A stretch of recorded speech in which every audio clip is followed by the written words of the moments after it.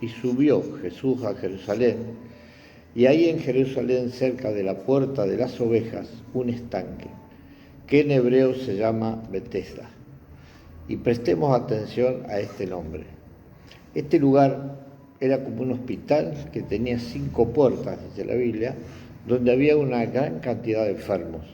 Esos enfermos eran ciegos, cojos, paralíticos, y ellos estaban esperando el movimiento del agua, porque un ángel descendía de tiempo en tiempo al estanque y agitaba el agua, y el primero que descendía al estanque después del movimiento del agua quedaba sano de cualquier enfermedad que tuviera.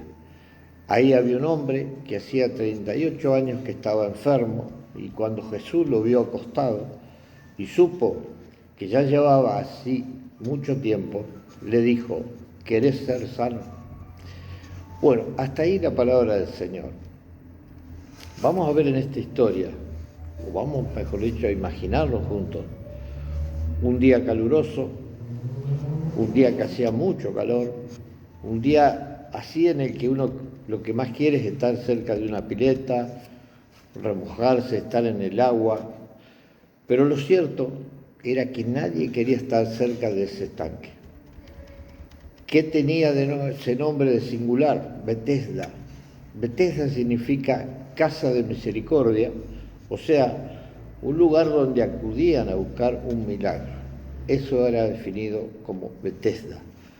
Todos los hospitales, he sabido, en el mundo, se caracterizan por tener siempre los mejores médicos. Cuando estás enfermo y alguien te recomienda una clínica, un hospital, no solo te dice el nombre del hospital, sino que también se acostumbra a decir el nombre de los médicos que atienden. ¿Por qué?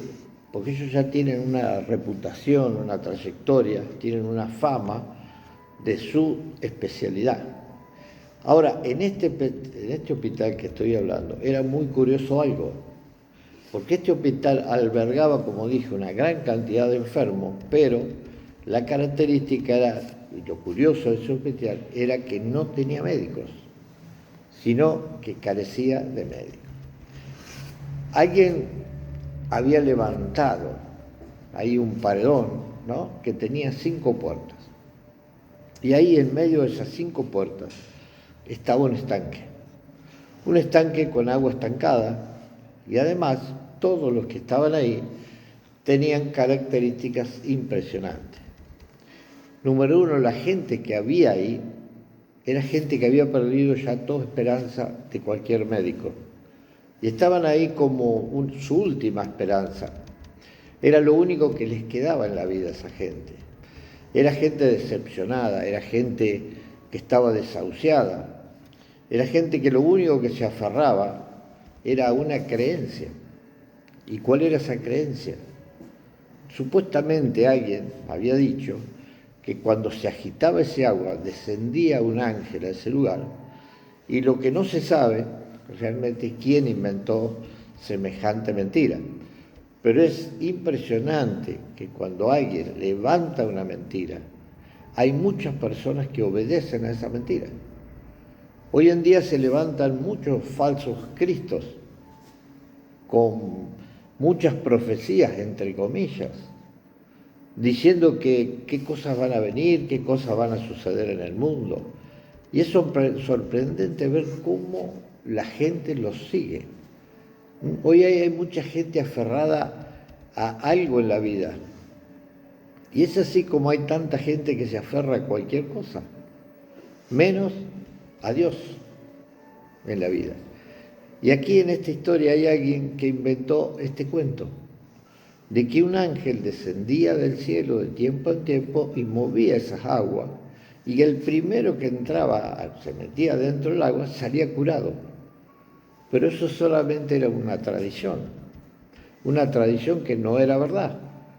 Era un fenómeno natural, que el agua se pueda mover de tiempo en tiempo, pero lo cierto era que ahí había mucha gente que depositaba su esperanza en un agua que estaba estancada.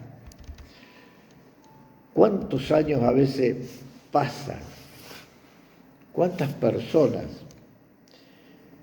Han depositado años de vida. ¿En qué? Han puesto su esperanza en tradiciones mentirosas. ¿Cuántos años acaso de tu vida has esperado que ocurra un milagro y no lo has logrado? ¿Sabes por qué? Porque estás confiando en un estanque, estás confiando en un agua quieta, no estás confiando en el agua de vida que es Cristo Jesús. Ahora, quiero que te imagines conmigo un día de Betesda. Imaginemos el lugar, imaginemos estar cerca de ese lugar y te pregunto, ¿qué es lo primero que podés escuchar? ¿Qué te parece? ¿Qué vamos a escuchar en Betesda? Otra cosa que no sean gemidos, lamentos, gente sin esperanza, conversaciones entre lágrimas, un ay por acá, un ay por allá, alguien que se está muriendo, alguien que está dando los últimos suspiros, alguien en agonía. Ahora, ¿qué te parece si también vamos a oler un poquito lo que era Betesda? Betesda no era un lugar limpio, era un lugar abandonado, donde había gente solitaria, había gente abandonada por sus familiares, que se cansaron de ellos, donde también los amigos se habían cansado y ahí los habían dejado. Los dejaron para que por misericordia, por compasión, allí podían morir toda esa gente.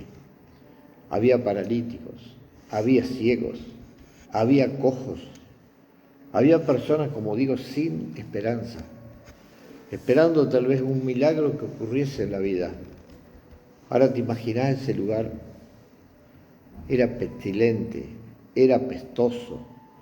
Muchos no podían hacer sus necesidades en otro lugar y vivían ahí. Quiero que te imagines entre el sudor, el calor y las moscas.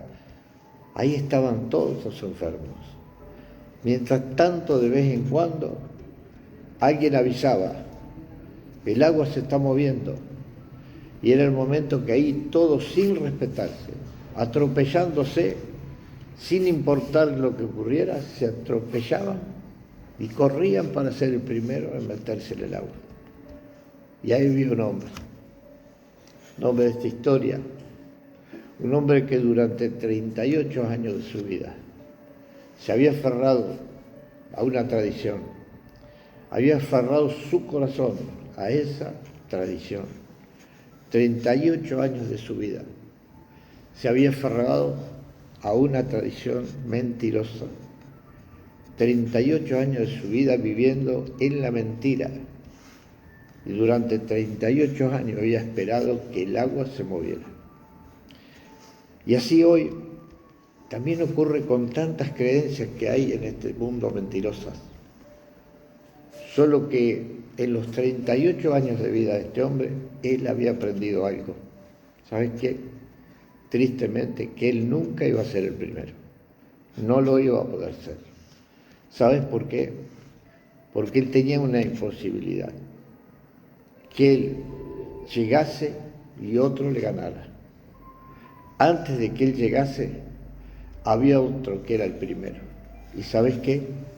Me imagino que más de una vez ese hombre pensó así: esta es mi única esperanza. Tengo dos opciones: o morir en mi casa o morir cerca de la vida. Muchas personas murieron en aquel estanque, muchas personas. Y él dijo: entre morir en mi casa, ¿quién me va a ver? Todos me han abandonado, no tengo amigos. Entre morir allá y morir acá, yo prefiero morir en mi tradición. Y es ahí donde Jesús se acerca. Y un día allí en Jerusalén, él pudo haber estado tranquilamente en otro lugar. Un lugar que no sea pestilente. Pero Jesús llegó hasta ese lugar para ver el caso más extremo que era Betesda. ¿Sabes por qué? Porque Jesús conoce tu situación. Jesús sabe dónde has depositado tu esperanza y Jesús quiere liberarte de ahí.